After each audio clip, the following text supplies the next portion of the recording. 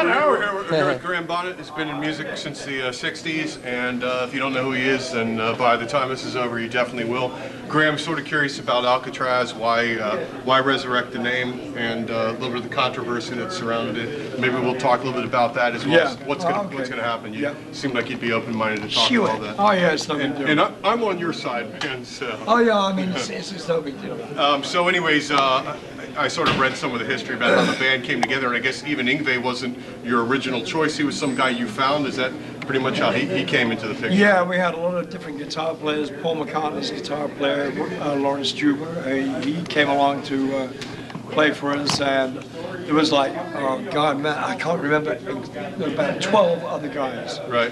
And by accident, we went into the store one day, and this guy said to us, oh, I know a really good guitar player because I've heard you looking for somebody. And he said he's got a band called Steeler, and we'd never heard of him. And so I said, well, here's our number. Can he call up, and we'll see him down at the rehearsal room where we're, doing our auditions, so to speak. Right.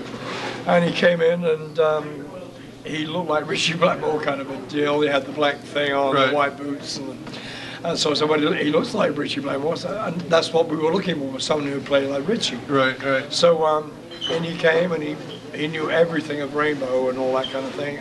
And we did a couple of songs and said, okay, this is him. And so did Juber ever come out and jam with you guys actually, or was that sort of more on paper? No, he did. Yeah. And it just wasn't choppy? I mean, the guy's got obviously chops. Oh, he's great. It's great, but it just wasn't what we were looking for. Gotcha. Something a bit more raw, So obviously you made a decision to reform the band, Alcatrazz. The other guys, were they planning on doing their Alcatrazz at the same time too, or do they get wind? Graham's doing it. It's pretty much how it happened. Yeah, they got wind of me doing it, and they don't even live in California anymore. One guy does. Right. The other guy's completely left.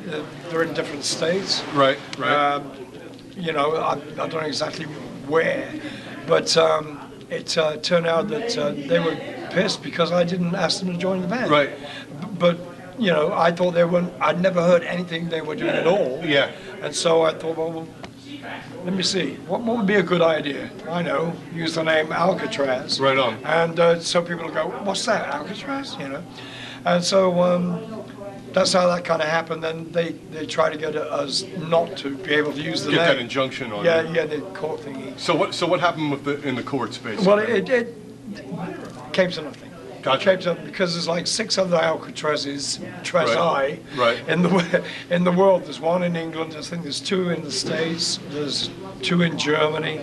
I mean, it's one of those names that people are going to come out to see Graham Bonnet. That's what I think. Well, I want to see the other Alcatrazz. I mean, I'd love to hear if they can pull it off. I mean, yeah, but I don't know.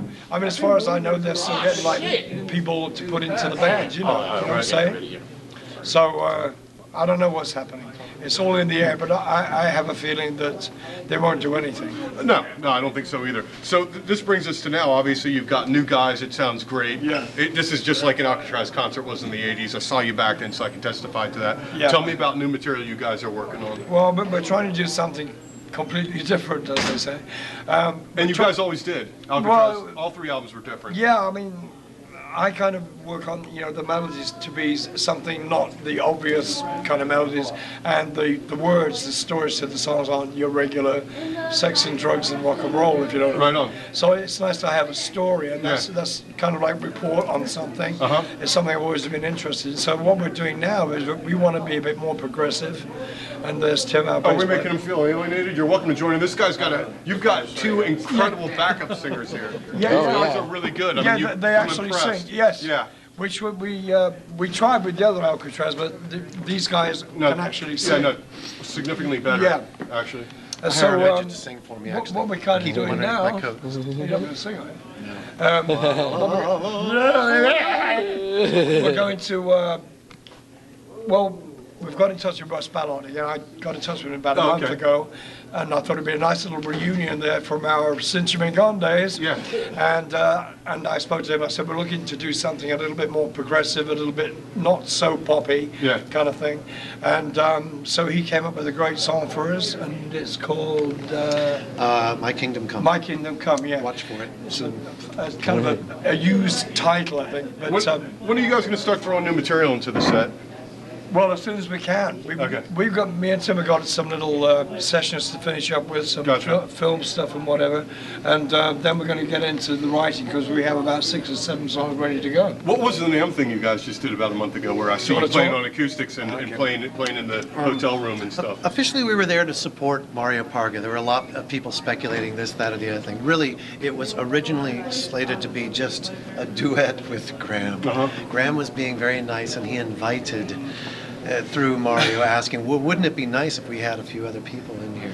So really, that's how that came about. It was no other thing. There were a lot of things said about that.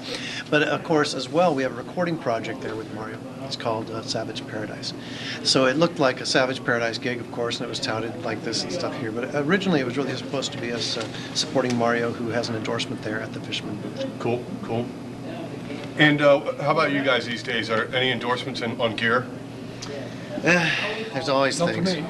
My original endorsement Well, was maybe spin it's strap me. books, but it's kind of out of vogue now, you know, where you can spin your bass around and fun things like that. We're looking for that. I have more gear than anyone on the planet deserves to have. I have all vintage gear and stuff that I can't really bring out as much, so Right. I don't do that. Old SVTs and things that fall apart. Gotcha. But it gets a great tone. So.